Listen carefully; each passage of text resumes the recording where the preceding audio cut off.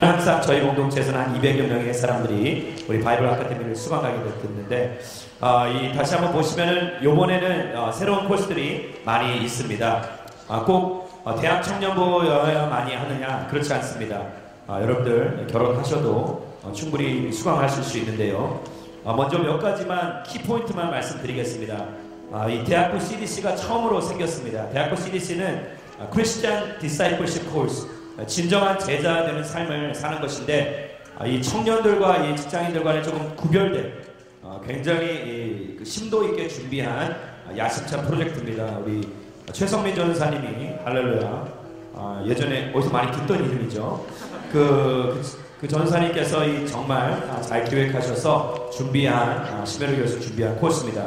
안타깝게도 서빙고에서 진행이 되지만 여러분들 마음 가운데 감동이 있으면 서빙고가 문제겠습니까? 저희 예배를 드리러 의정부, 인천 이곳에서 저곳에서 모여드는 분들 계시는데 여러분들 말씀이 있는 곳에 내가 가는 것입니다. 믿으십니까?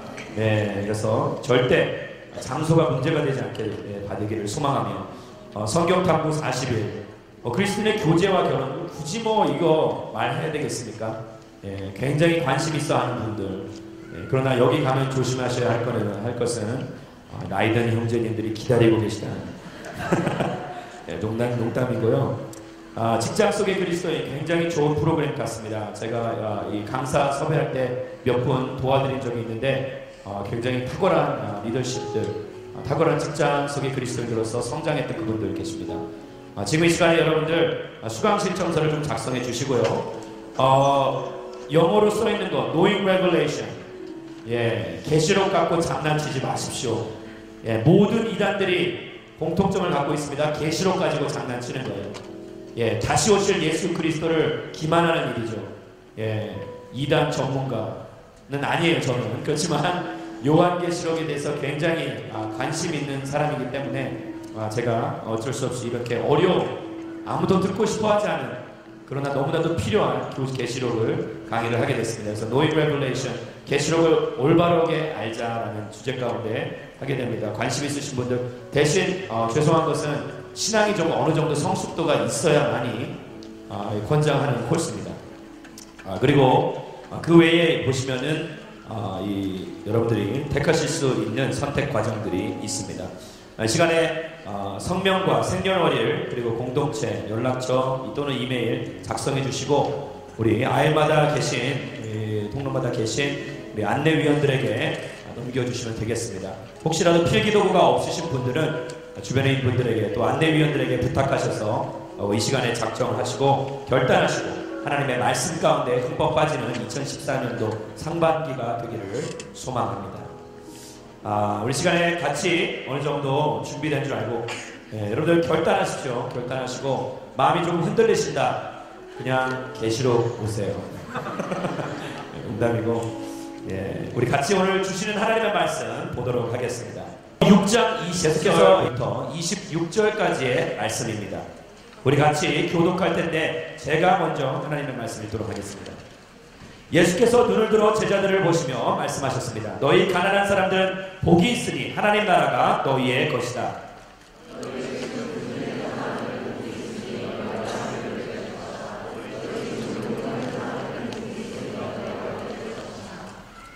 인자 때문에 너희를 미워하고 배척하고 욕하고 너희 이름을 악하다고 밀쳐내도 너희에게 복이 있을 것이다.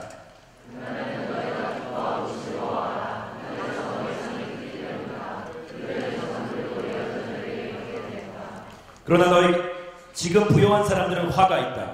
너희가 이미 너희의 위로를 다 받았기 때문이다.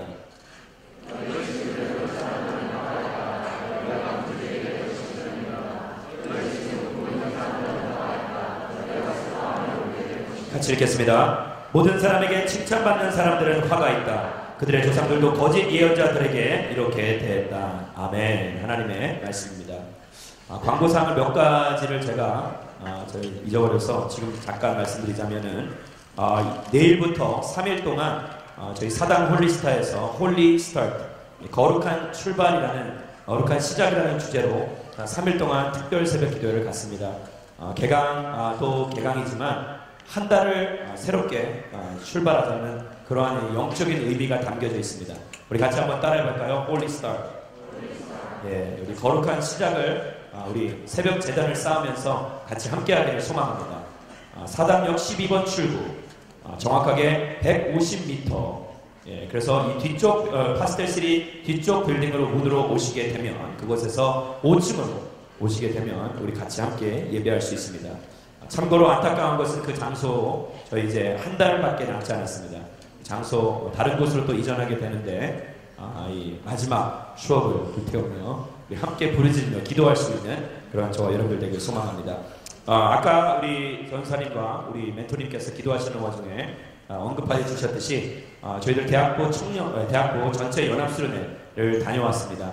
우리 800여 명의 이 사람들이 함께 모여 기도하고 부르짖고 하는 즐거운 시간이었습니다. 어젯밤에는 셀러브레이션 하다가 제가 무릎이 나가서 할렐루야. 제가 원래 정말 깜짝쇼를 그 높이 있는 데서 막 뛰어내리려고 준비했었는데 하나님께서 미리 막아주셨어요. 그래서 어제 너무나도 즐거운 시간을 다른 타공동체들과 함께 나누었고 오늘 이 아침에 괜히 몰골이 초라해 보이고 평상시의 모습이 아닌데 화장은 붉게 뜨고 그렇죠.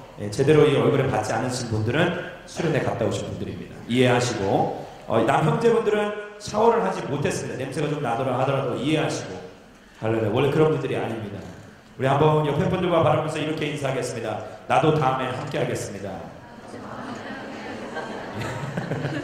네, 굉장히 멋져보하는 모습들 감사합니다. 오늘 말씀은 여러분들도 다 아시다시피 평지에서 주어진 하나님의 말씀입니다. 사실 오늘 말씀과 비교해서 같이 많은 신학자들이나 많은 성경학자들이 보는 대목이 있죠. 마태복음 5장에 우리가 너무나도 잘 알고 있는 산상수훈이라고 이야기하고 있는 8가지 복, 8복, 비에리투드라고 이야기하는 그런 마태복음 5장에 등장하는 내용과 굉장히 흡사한 내용이 저와 여러분들이 읽은 내용인 것입니다.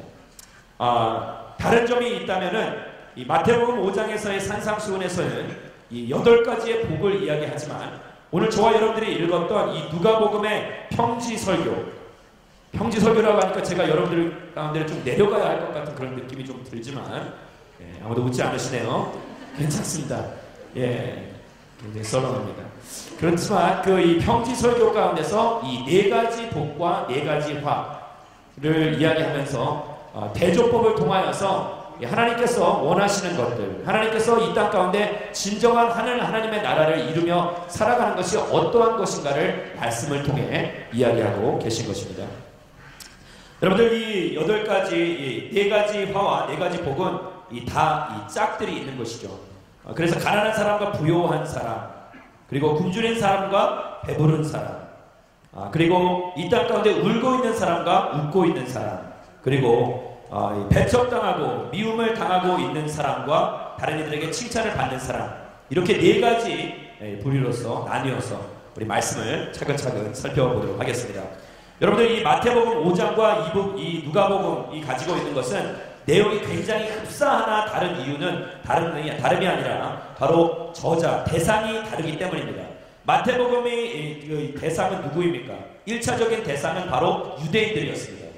그 당시 유대인들은 율법주의에 사로잡혀 있었기 때문에 겉으로 드러나는 형식적인 율법이 중요한 것이 아니라 내적인 그러한 영적인 것이 중요하다는 것을 이야기하면서 그래서 가난한 사람은 복이 있나니 라고 이야기하는 거죠. 그런데 가난한 사람은 복이 있나니는 어디에서 나온 거예요? 누가복음에서 나오지만 마태복음에서는 심령이라는 단어를 거기다가 덧붙이고 있는 것이죠.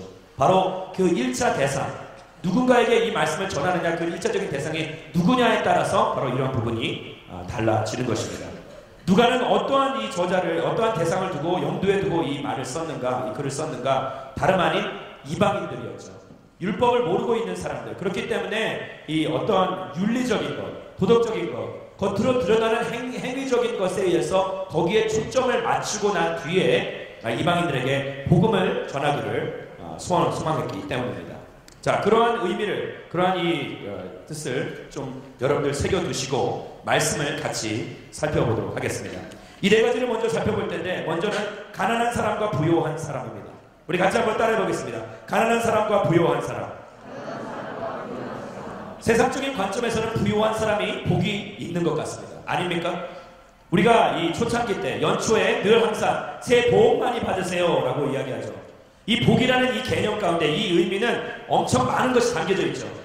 그러나 우리가 흔히 다른 사람들에게 복 많이 받으세요 라는 것은 대박 나세요 라고 이야기하는 것은 물질적인 의미를 상당히 많이 담고 내포하고 있는 것입니다. 그렇기 때문에 그러한 이 땅 가운데서 이 많은 사람들이, 이 세상 사람들이 이야기하고 있는 그 축복의 개념과 그리고 성경이 이야기하고 있는, 말씀이 이야기하고 있는 이 축복의 개념은 판이하게 다르다는 것을 말씀은 이야기하는 것입니다. 부유한 사람은 도대체 어떤 사람인가? 모든 것을 가진 것 같은 사람을 이야기합니다. 우리가 볼 때 좋은 차, 좋은 집, 좋은 옷을 입고 정말 많은 이 무한한 자원을 가지고 무한한 선택권을 가진 채 누리면서 사는 인생, 굉장히 부러워 보이거든요. 아닙니까? 예, 부러워요. 저는 가끔 제가 이 차를 한 대밖에 살 수가 없기 때문에 저는 걸어 다닙니다. 왜냐? 와이프를 우대해 줘야 되겠죠. 아이들을 끌고 다니는 와이프를 우대해 줘야 되기 때문에 무조건 다 이 와이프에게 줘요. 그렇기 때문에 저는 이 지하철과 그리고 이 버스를 주로 즐겨합니다. 날이 이렇게 오늘같이 화창한 날씨는 괜찮아요. 그러나 날이 좀 굳은 날씨거나 그리고 또 황사가 있고 또 미세먼지 또는 내가 짊어지고 가야 할 짐들이 굉장히 많을 때 교회의 책들을, 집에 있는 책들을 바리바리 싸고 가서 그 교회 안에서 그 책을 읽어야 할 때, 그럴 때는 굉장히 힘들고 어려운 것이죠. 예, 이럴 때 미국에서는 내 차가 따로 있었는데 차가 하나 있었으면 그런 이 엉뚱한 생각을, 엉뚱한 상상을 하게 됩니다. 그러면서 부러워하는 것이죠. 예, 우리 찬양 인도하는 우리 진기 형제, 제가 봤을 땐 별로 좋은 차 아닌데 저를 이렇게 태워다 주면서 그 형제가 굉장히 부러웠었어요. 그럴 정도로 이 부유한 사람, 가진 것을 우리는 굉장히 그들을 시기하고 질투하고 부러워하는 것이죠. 모든 것을 가진 것 같이 여기기 때문입니다. 여러분, 그러나 우리가 알아야 될 것은 진짜 부유한 이 땅의 부자들은 자기 자신의 자신감이 어디에서 비롯되는가? 자기가 소유하고 있는 것에서 비롯되는 것이 아닙니까? 내가 가지고 내가 소유하고 있는 것들 때문에 내 안에서 그 무한한 자신감이 생기는 거예요. 그러나 절대 소유로 인하여서 자신이 있고 없고, 소유로 인하여서 내 삶 가운데서 기쁨이, 어떤 희비가 엇갈리는 그러한 인생을 살게 된다면 여러분들은 그 물질에, 여러분들이 소유하고 있는 그 물질에 노예된 인생을 살고 있는 것입니다. 내 인생의 의미는 이러한 물질들에 있지 아니하고 있고 없음에 의해서 결정되는 인생이 아니라 내 안에 예수 그리스도께서 있느냐 없느냐에 따라서 결정됨을 다시 한번 깨닫게 되기를 주의 이름으로 축원합니다. 그리스도인이라면 내 안에 있는 것들, 내 안에 참된 만족과 내 안에 참된 기쁨과 내 안에 내 인생의 참된 의미를 발견하는 것이 내가 가지고 있는 소유에 의해서 결정되지 않는다는 것을 반드시 알아야 한다는 것입니다. 성경에서는 그래서 부자에 대해서 뭐라고 표현을 하느냐, 마태복음 19장 24절 말씀을 같이 보도록 하겠습니다. 준비되었습니까?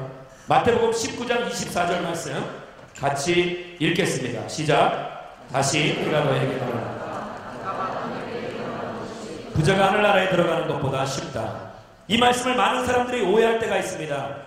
예수님께서는 계층 때문에 사람을 차별하는 것인가? 소위 부유계층의 사람들은 무시하는 것이고 가난한 사람들만을 위해서 존재하는 하나님과 절대 그렇지 않다는 거예요. 예수님께서 강조하고 계신 것은 부자가 이 천국에 들어가는 것은 낙타가 바늘구멍이에요. 때로는 어떤 신학자들은 이 낙타라는 단어를 실로 표현할 때가 있습니다. 그러나 중요한 이 밧줄로 actually. 근데 뭐가 이 옳다 틀리다 중요하지 않은 거예요. 중요한 것은 부자가 천국에 들어가는 것이 그만큼 어렵다는 거예요. 부자가 천국에 들어가기 어려운 이유는 딱 하나입니다.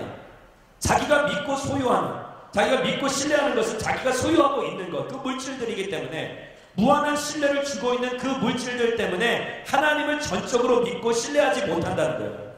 하나님의 은혜를 받을 수 없다는 것을 말씀은 이야기하고 있는 것입니다. 요한계시록 3장 17절 말씀은 부자에 대해서 이렇게 이야기합니다. 같이 한번 읽겠습니다. 3장 17절 말씀입니다. 시작. 제가 읽겠습니다. 내가 말하기를 나는 부자라 풍족해 부족한 것이 하나도 없다. 하나 너는 자신이 비참하고 불쌍하고 가난하고 눈 멀고 벌거벗은 사람임을 알지 못한다. 할렐루야.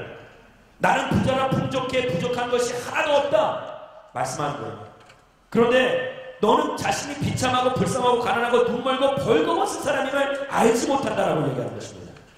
이 땅에 내가 모든 것을 가지고 있다고 착각하시는 분들, 내가 무언가 이 풍족한 자원을 가지고 있기 때문에 그 풍족한 자원을 보고 나에게 벌떼같이 몰려드는 사람들을 보며 나는 정말 이렇게 인정받는 사람이다, 나는 이 땅에 필요한 사람이다라고 착각하시는 분들, 사랑하는 여러분, 물질은 있을 때도 있고 없을 때도 있는 것입니다. 물질에 의해서 내 인생의 가치가 결정될 수 없다는 사실을 다시 한번 깨닫고 내 인생의 참된 의미는 오직 그리스도 안에서만 발견될 수 있다는 것을 깨닫고 주님을 붙들 수 있는 저와 여러분들이 되기를 주의 이름으로 축원합니다. 가난한 사람은 누구입니까? 가난한 사람은 바로 도움을 필요로 하는 사람입니다. 같이 한번 따라 보겠습니다. 도움을 필요로 하는 사람. 여러분 진짜 가난해 보신 분들, 어렸을 때 저희는 이 가난에 이 허덕였던 그러한 삶을 살았어요. 어렸을 때부터 이 빨간 딱지, 빨간 딱지의 의미가 뭔지 모르시는 분들 굉장히 행복한 인생을 사신 거예요. 이 무언가 이 이 딱지가 붙여져 있으면 그것은 저희 소유가 아니라는 것이죠.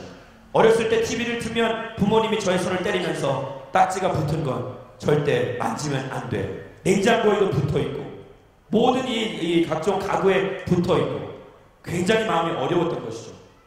그리고 저희 집에 계속해서 찾아오는 사채업자들과 그리고 빚쟁이들, 끊임없이 이 빚을 달라고 돌려달라고 독촉하는 독촉 전화들. 제 목소리가 어렸을 때부터 이렇게 굵었어요. 그렇기 때문에 제가 받으면은 저희 항상 아버님 친구분이 누구냐? 아무개냐? 이제 그렇게 얘기해요. 저를 마치 아버지처럼 착각하고. 그럼 가끔 제가 이렇게 장난을 치고자 하는 그런 마음이 좀 발동해서 그래 막 그렇게 할 때도 있다가 거의 정말 죽을 뻔했던 적이 몇 번 있었죠. 그런데 그렇게 끊임없이 제가 전화를 받으면 막 욕을 해대는 거예요. 돈을 갚으라고. 마치 제가 저희 아버지인 것 마냥. 초등학교 1학년 때부터 그런 욕을 들으면서 어쩌면 제 욕의 실력은 바로 그때부터 쌓여있지 않았나 생각해봅니다. 굉장히 현란한 욕을 제가 잘 하거든요. 군대에 6년 동안 있어보세요, 여러분들. 배우는 건 욕밖에 없습니다. 그런데 그러한 생각 가운데 드는 생각은 어렸을 때 그렇게 가난한 인생, 그렇게 가난한 삶을 살아왔기 때문에 정말 나는 무언가를 간절히 필요로 했어요. 다른 사람의 도움이 필요했어요. 다른 사람 누군가 나에게 긍휼과 자비를 베풀어줄 사람을 간절히 소망하고 기대했었던 삶을 살았던 것이죠. 사랑하는 여러분, 누군가를 필요로 한다는 것, 은혜를 필요로 한다는 것, 그것만큼 이 절실하게 하나님의 나라를 상속받기 위하여서, 하나님의 나라를 받기 위해서 필요한 마음가짐은 없다라고 저는 믿습니다. 이 땅에 있는 것으로 만족하고 이 땅에 있는 모든 것으로 나는 괜찮다, 나는 모든 것을 다 이루었다라고 스스로 여기시는 분들이 있다면 여러분들 하나님의 은혜를 모르고 살고 계신다는 것 다시 한번 깨달으시고, 간절하게 누군가의 도움을 필요하고 내 인생에 가진 돈이 다스리는 것이 아니라, 돈으로 모든 것이 해결되는 것이 아니라 위로부터 내려오는 그 신령한 은혜 때문에 내가 살아나는 것임을 다시 한번 깨닫고 그리스도를 전적으로 필요로 하고 요구하는 그러한 인생 되기를 주의 이름으로 축원합니다. 왜 저는 이렇게 생각합니다. 왜 부유한 사람들이 가질 수 없는 것이냐? 이미 그들은 그들의 플레이스, 그들이 가지고 있는 접시, 그들의 그릇에 모든 것이 담겨져 있기 때문입니다. 제가 늘 뷔페 가면서 항상 후회하는 것, 그러나 늘 항상 이 똑같은 일을 반복하는 것 중에 하나가 무엇이냐? 뷔페 라인에 서면 항상 좋은 것들은 뭐예요? 맨 뒤쪽에 나와요. 진짜 이 진가, 이 가치가 있는 것들, 장어비, 벌써부터 입에 군침이 돌죠. 그러한 것들은 항상 뒤쪽에 놓고 앞쪽에는 뭘 놓습니까? 야채, 잡채. 야채, 잡채. 제가 봤을 때 별 가치 없는. 저는 고기가 좋아요. 그래서 항상 이 뷔페에 가면은, 근데 처음에 배가 고프니까 막 무조건 제 이 접시에다 가득 담고 마지막에 가면 담을 게 없는 거예요. 담을 공간이 없는 거예요. 그래서 항상 늘 고기를 그 위에 수북히 쌓아서 오는데 많은 사람들은 그걸 보고 탐심 있는 목사라고 손가락질 하는 것이에요. 그러나 저는 너무 억울한 거예요.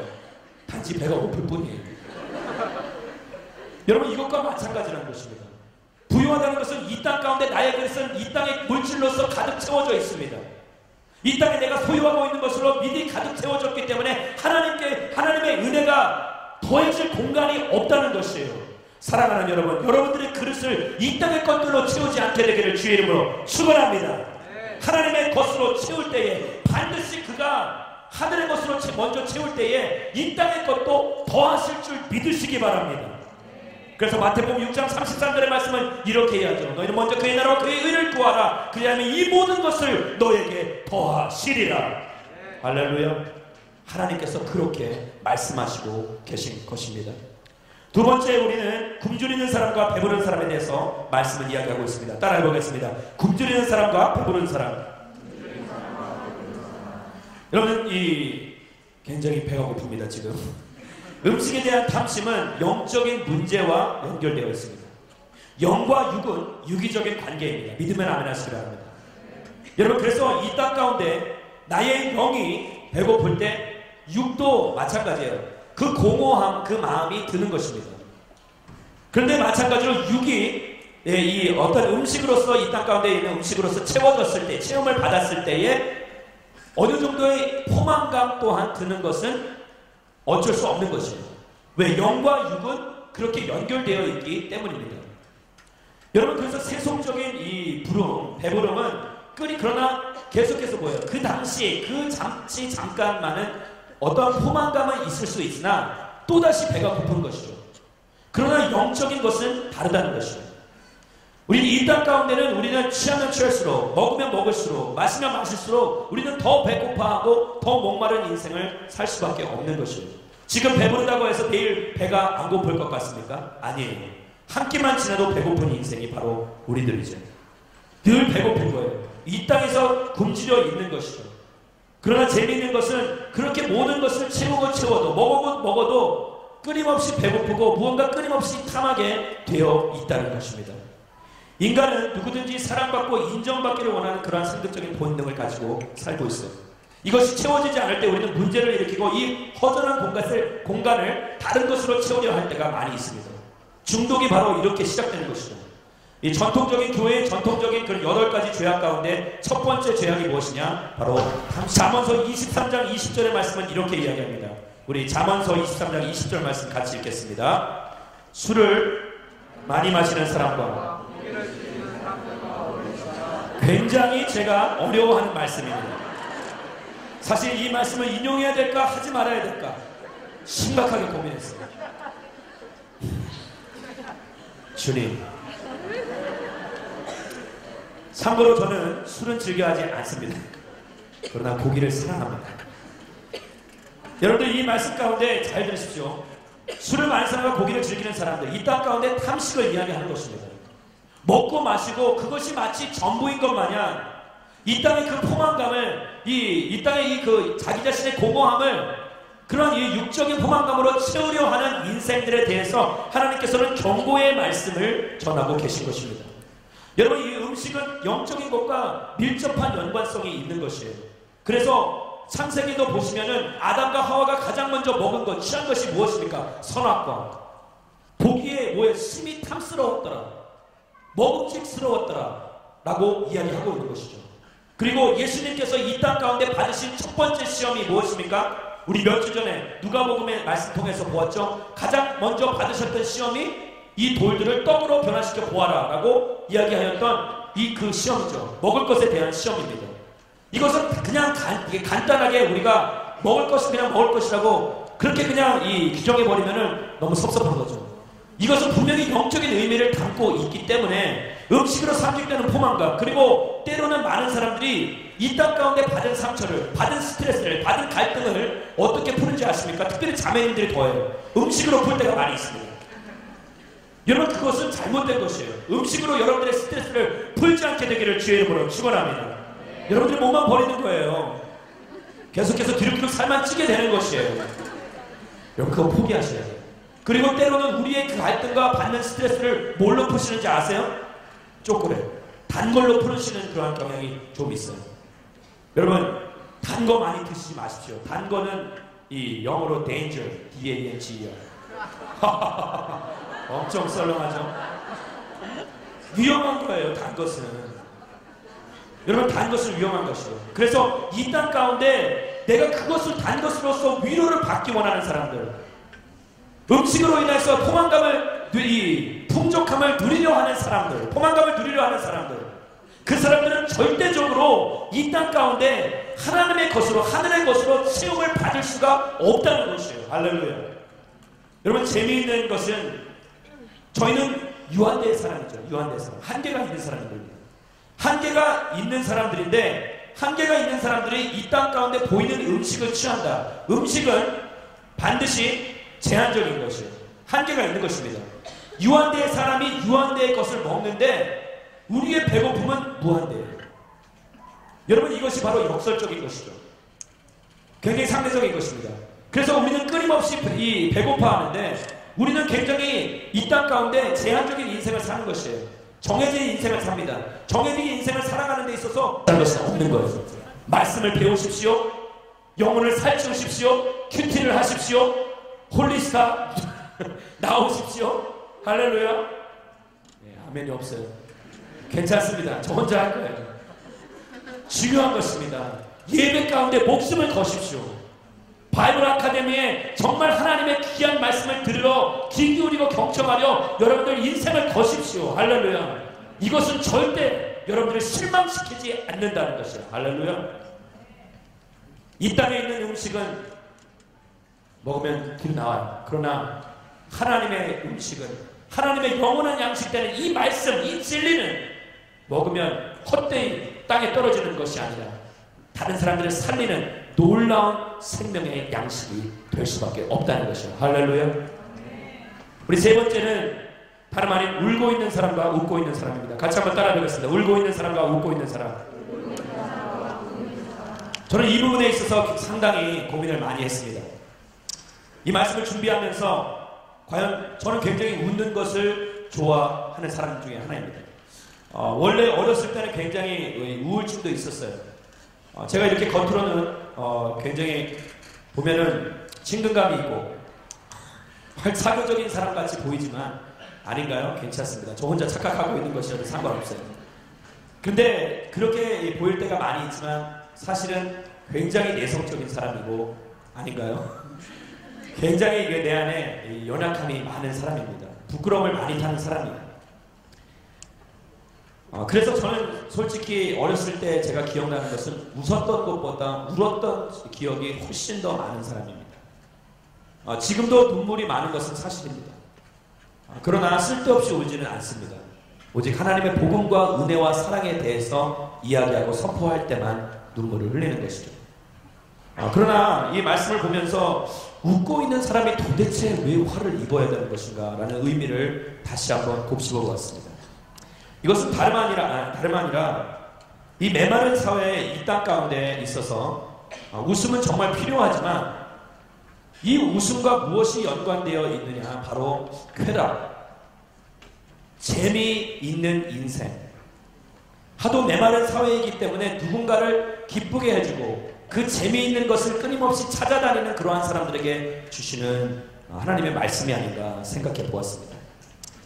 이 존 파이벌 목사님께서 쓰신 책 가운데 Desiring God이라는 이 책이 있습니다. 그래서 그런 책 가운데 존 파이벌 목사님께서 이야기하신 것은 이 그리스도인 쾌락주의에 대해서 이야기합니다. 그리스도인 쾌락주의, 크리스천 히도니즘이라는 그러한 새로운 단어를 그가 유용하고 쓰셨는데, 이 그리스도인 쾌락주의라는 것은 다름 아니라 세상적인 재미와 세상적인 그런 어떤 유쾌함을 찾는 인생이 아니라 그리스도 안에서의 그 재미를, 즐거움을 발견하는 것에 대해서 이야기하는 것이죠. 우리는 이 땅 가운데 살아가면서 끊임없이 이 땅에서의 재미를, 어떤 유쾌함을, 쾌락을, 이 향락을 즐기러 찾을 때가 너무나도 많이 있습니다. 재미없는 것은 의미 없다, 재미없는 것은 절대 가치가 없다라고 이야기할 정도로 항상 사회에서도 재미있는 사람을 찾죠. 남녀관계에서도 마찬가지입니다. 요새는 잘생긴 사람도 중요하죠. 멋있는 사람 중요합니다. 그러나 입을 벌면 엄청 썰렁한 사람들 너무나도 많기 때문에 사실상 유머 있는 사람, 유머 감각이 있는 사람들, 웃기는 사람들을 많은 사람들이 선호한다고 이야기하죠. 어떻게 보면은 그래서 개그맨들이나 코미디언들이 정말 이 겉보기 외모적으로만 보기에 훌륭한 자매들과 결혼하는 이유가 바로 거기에 있지 않나 생각해 봅니다. 어쩌면 많은 분들이 지금 그러한 것을 이미 파악하고 있어서 유머책을 항상 소지하고 다니면서 나를 모르게 유머 감각을 키우려 하는 그런 노력이 있을지도 모르겠어요. 저는 그 다른 사람들을 웃길 수 있는 재주가 별로 없습니다. 다른 사람을 윽박지르거나 공포에 떨게 하는 그런 것은 아주 잘할 수 있어요. 정말 잘합니다. 그 사람들이 겁에 질려서 바이블 아카데미 다 수강할 수 있게 만들 수 있어요. 그러나 하나님께서 저에게 주지 않으신 것 중에 하나는 다른 사람들을 웃기는 거, 즐겁게 하는 거. 별로 저에게 재미가 없죠. 제가 이야기하면 굉장히 썰렁한 반응이 있고 다들 저 인간 뭐하나 굉장히 냉담한 눈초리로 저를 바라보실 때가 많이 있어요. 그런데 저는 그래도 뭐 상관없습니다. 꿋꿋이 나의 길을 가련다. 나만 웃고 나만 즐거워하는 개인적인 유머를 풀 때가 너무나도 많이 있다는 것이죠. 여러분, 저는 이 말씀을 좀 묵상하면서 이런 생각을 하게 됐습니다. 끊임없는 재미와 쾌락과 향락을 추구하는 이 사회, 재미있는 것을 요구하는 이 사회, 설교도 재미가 없으면 듣지 않고, 그리고 수련회도 재미가 있는가 없는 것인가로 그것을 좋다 나쁘다를 판단하는 이 사회, 어떠한 수업을 들을 때 이것이 재미가 있는 것인가, 나에게 어떤 흥미로운 것들이 있는가, 그러한 것에만 올인하여서 거기만 몰입하여서 참된 본질을 바라보지 못하는 이 사회, 이 세대, 거기에 대해서 말씀은 이렇게 이야기합니다. 굉장히 중요한 말씀이에요. 우리 이사야서 35장 10절 말씀을 우리 같이 한번 읽겠습니다. 이사야서 35장 10절 말씀입니다. 같이 읽겠습니다. 시작. 여호와께서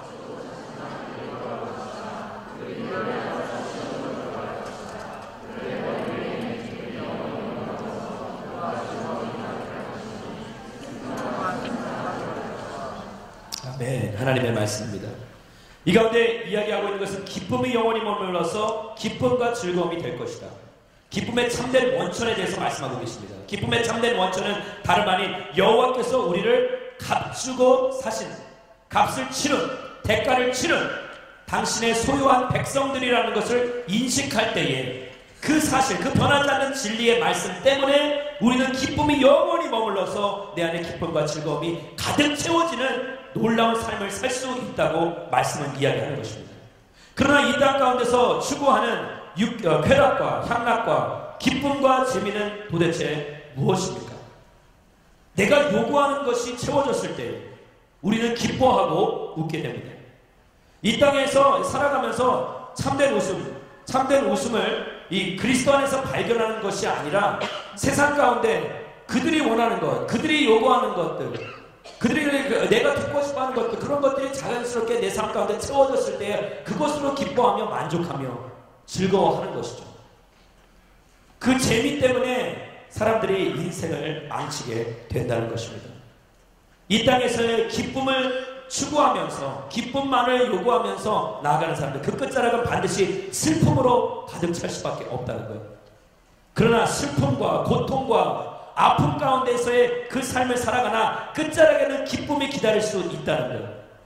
어떻게 보면 이것은 이번 주에 저희 그 공동체 지체 가운데 하나가 이러한 이 슬픔 가운데 기쁨을 맛보는 그 역사를 체험한 지체가 하나 있는데, 다름 아닌 이 아이를 낳은, 할렐루야, 저희 공동체에 결혼한 커플이 하나 있어요. 모르셨죠?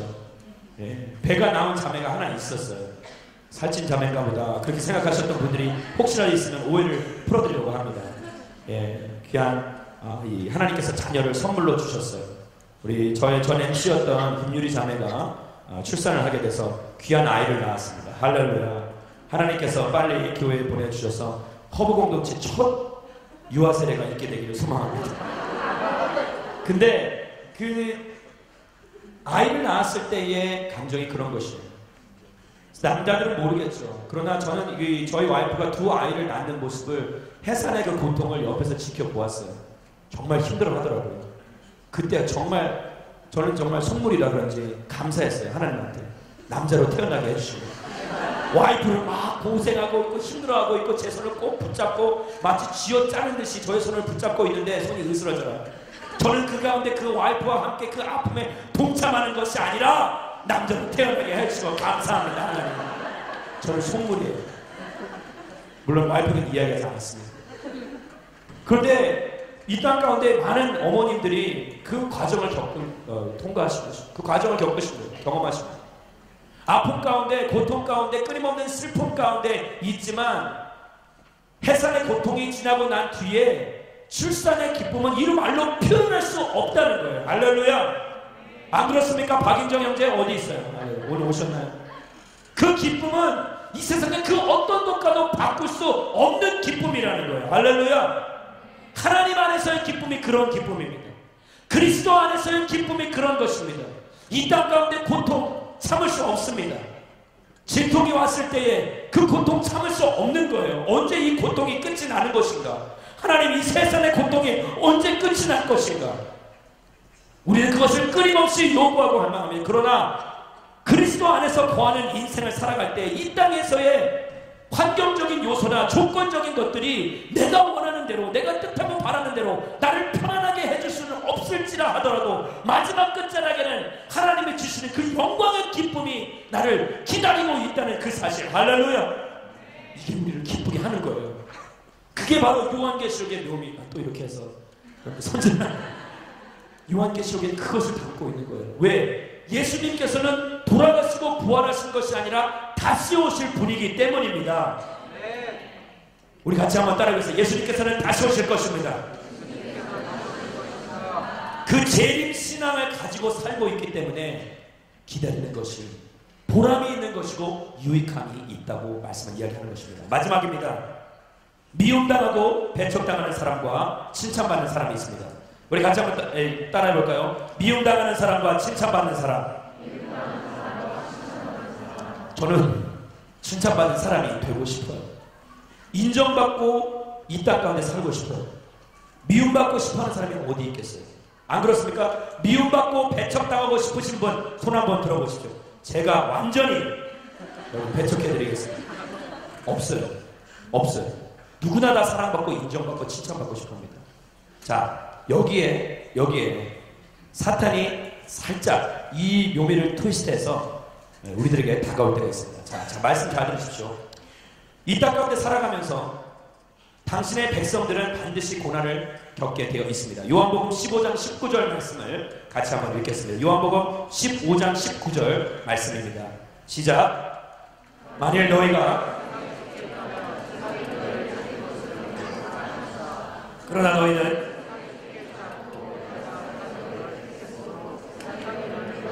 자, 중요합니다. 세상이 너희를 미워할 것이래요. 언제? 왜? 우리가 세상에 속해 있지 아니하고 세상에서 우리가 택함을 받아서 그리스도에게 속해 있기 때문에 우리는 이 땅 가운데 미움을 받을 수밖에 없다고 성경은 이야기합니다.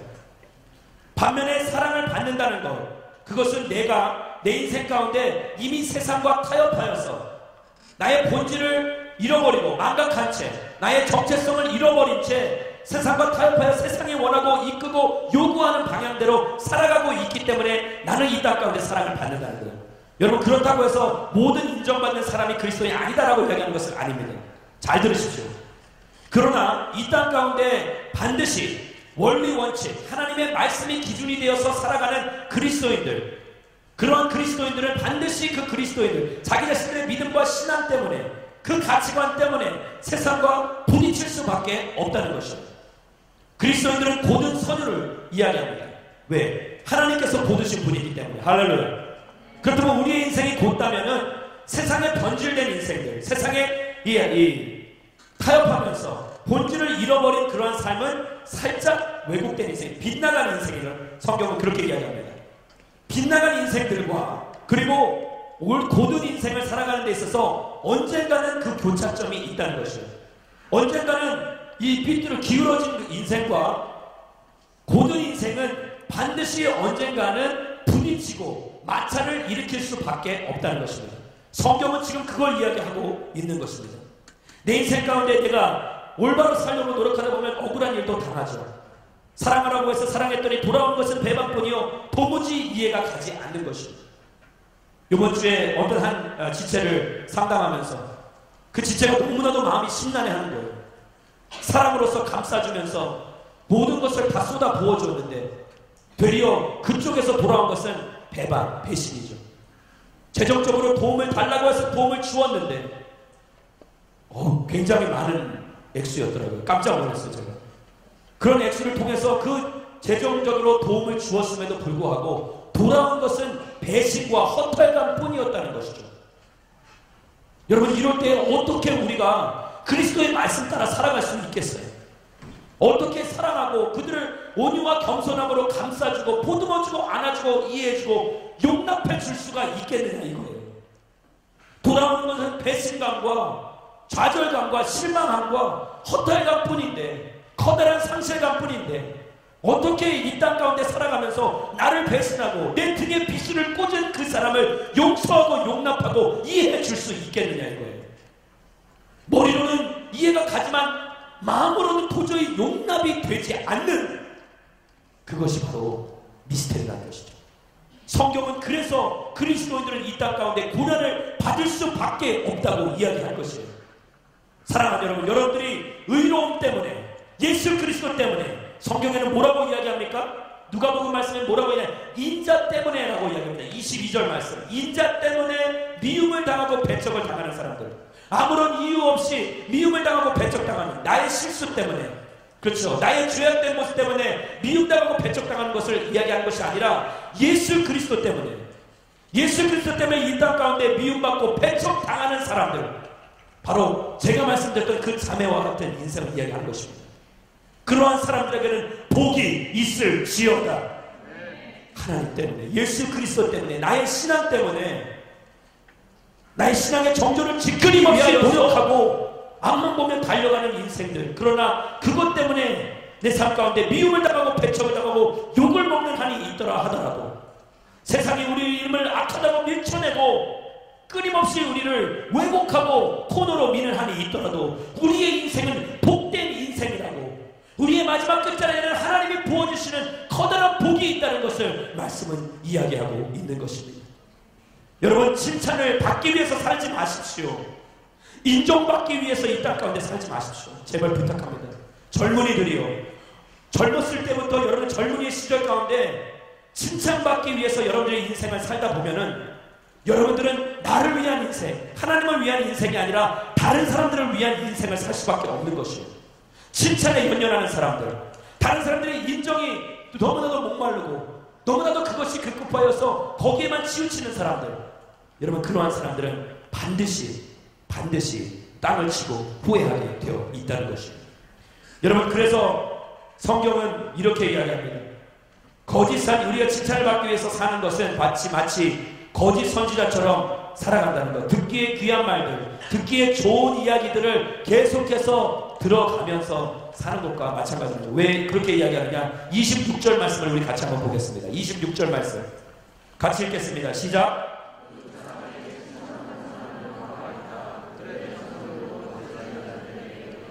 뭐라고 이야기합니까? 그들의 조상들도 거짓 예언자들에게 이렇게 되었다.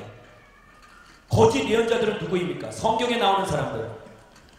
이스라엘 백성의 이 역사상, 구약 역사상 거짓 선지자들이 판을 쳤던 것이 언제입니까? 이세벨, 아합 왕 시대였죠. 이세벨과 아합 왕 시대 때 그들의 마음을 흡족하게 하기 위하여서 거짓 선지자들이 잘못된 보고, 아유 하나님이 사랑하세요, 아유 하나님이 축복하실 거예요, 아유 모든 건 다 잘 될 거예요. 듣기 좋은 말이에요. 굉장히 격려가 되고 위로가 되는 말이에요. 그러나 되려 그것이 그 영혼들을 더욱더 피폐하게 하고 죽이는 말이었던 것을 그들은 모르고 있었던 것이죠. 다 하나 예를 드릴까요? 여러분들, 이 70년 포로 생활이 있기 전에 남유다와 북이스라엘에게 하나님께서는 경고의 메시지를 당신의 선지자들을 통해서 보내주셨습니다. 선지자들은 하나님의 말씀을 대언하는 사람들이에요. 마치 오늘날의 목사와 같은 사람들이죠. 그러나 오늘날 때때로는 목사들도 하나님의 말씀을 정말 제대로 전달하지 않을 때가 너무나도 많습니다. 그들은 이렇게 이야기해요. 거짓 선자들은 이렇게 이야기합니다. 70년 환난 그런 거 그따가 없어요. 하나님은 사랑의 하나님이십니다. 용서의 하나님이십니다. 무한하게 용서하실 거예요. 한 귀로 듣고 한 귀로 흘러버리시고 다 잊어버리실 거예요. 죄가 주홍같이 붉을지라도 흰 양털보다 더 깨끗하게 하실 것이 하나님이십니다. 그러면서 당시의 백성들을 위로하고 70년의 환난을 준비치 못하게 만들었던 그런 치명적인 상처를 가져다 준 것이죠. 그 결과 그 말을 들었던 거짓 선지자의 말을 들었던 구약시대의 모든 백성들은 모두 다 영적으로 멸망하고 말았습니다. 오늘날도 어쩌면 하나님의 말씀이 선포되지 않고 복음이 왜곡된 채, 진리가 왜곡된 채, 변질된 채 살아있는 하나님의 말씀이 선포되지 아니하고 듣기 좋은 소리들만 선포될 때가 너무나도 많은 거예요. 사랑하는 여러분, 이 땅 가운데 예수 그리스도께서 오신 이유는 이 살아있는 복음을 전하기 위하여, 당신의 잃어버린 영혼들을 구원하기 위하여, 찾기 위하여 우리 가운데 이 메시지를 주신 거예요. 복음은 나만을 위한 것이 아니라 이 땅에 있는 당신 모든 백성들을 위한 것이 바로 그것이 복음입니다. 믿으면 아멘 하시기 바랍니다. 여러분, 복음은 나만을 위해서 준 것이 아니에요. 신앙은 지극히 개인적인 것입니다. 그러나 이것은 나만을 위해서, 구원을 나만을 위해서 주셨다면, 내가 지금 구원받은 것이 확실하다면 더 이상 나는 이 땅에 존재할 이유가 없는 것이에요. 그러나 하나님께서는 나의 생명의 삶의 호흡을, 생명의 호흡을 연장시켜 주신 이유가 무엇일까요? 그것은 나만 구원받고 이 땅 가운데 그 복음, 그 기쁜 소식을 가지고 살아가는 것은 끝이라는 것이 아니라 이 땅 가운데 그 복음을 전파하는 인생을 살라고, 복음을 선포하는 인생을 살라고 우리에게 또 다른 생명의 호흡을 연장시켜 주시는 그 시간을 허락하여 주신 것입니다. 듣기 좋은 소리 아니에요. 도대체 뭐라고 얘기하는 거예요? 다름 아닌 영원 구원입니다. 하나님께서는 그것을 우리에게 끊임없이 말씀하고 계신 거예요. 하나님 나라의 확장은 영원 구원에 있습니다. 우리가 존재하는 이유, 전현규 목사가 존재하는 이유는 여러분들을 위로하고 격려하는 것 맞습니다.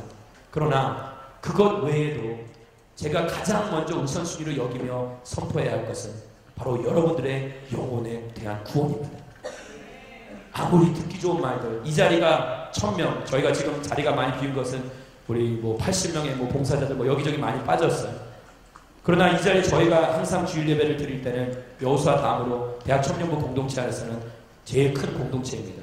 750명에서 850명이 모이는 저희 공동체예요. 그러나 이 자리가 채워진다고 해서 저는 기쁘지 않습니다. 물론 아예 안 기쁜 건 아니에요. 조금 기뻐요. 속물입니다. 그런데 그것보다 제가 더 기쁜 것은 한 영혼이 주님 앞으로 돌아올 때, 거룩한 세례식에서 많은 사람들이 보는 앞에서 오늘 수희자매가 이야기하였듯이 그리스도를 만나고 변화받은 인생을 살아가게 되며 그것을 담대히 많은 사람들 앞에서 선포하며 나가는 것을 볼 때 그때 저는 벅찬 감동이 있고, 그때 저는 정말 주체할 수 없는 기쁨으로 온몸이 가득 채워지는 것을 느낄 수 있어요. 온몸에 전율이 흐르는 거예요. 사랑하는 여러분, 이때 반주해 주셔도 돼요. 다 끝났습니다. 정말 마음 아픈 것은 오늘날 교회가 머리수를 채우고 자리를 채우는 것에 급급한다면 더 이상 교회가 될 수 없는 것이요, 목자가 다른 사람들 듣기 좋은 이야기들만 끊임없이 남발하는 것이 절대 그 영혼들을 살리는 길이 아니라는 것을 인식하지 못한 채 가려운 것 긁어주기 위하여서 그렇게 하는 것이 저에게 너무나도 마음이 아픈 거예요. 말투가 안 나와도 마음이 아파요. 오늘 말씀을 맺고자 합니다. 이 시간에 여러분들 같이 한번 저와 눈을 한번 감아주시겠어요? 정말 여러분들에게 진심으로 고백합니다. 압니다. 나는 아직 주님이 누군지 몰라요. 예수님이 누군지 몰라요. 하나님이 누군지 모르겠어요. 그러나 오늘 이 시간에 정말 성령님이 주시는 감동이 있다면, 세상이 이야기하고 많은 그리스도인들이 입을 모아 이야기하고 찬양하는 그 그리스도인의 인생, 그 참된 그리스도를 나도 만나고 싶습니다 라고 여기시는 분들은 그 자리에서 가슴에 손을 얹고 저와 함께 같이 한번 기도해 주실까요?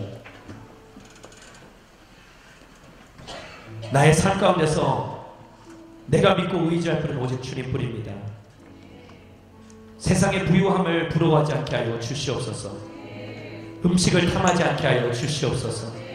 이 땅의 유익함과 쾌락을 추구하지 않게 하여 주시옵소서. 이 땅에서 칭찬받기 위해, 인정받기 위해 사는 인생을 살지 않게 하여 주시옵소서. 오로지 하나님 앞에 바로 설 수 있도록, 하나님이 기뻐하시는 인생을 살 수 있도록 나의 삶을 드리는 그러한 제가 되기를 소망합니다. 그렇게 기도하시는 분들마다 그 자리에서 일어서십시오. 우리 같이 한번 간절한 마음으로 같이 마음을 모아 주님 앞에 기도하며 나아가겠습니다.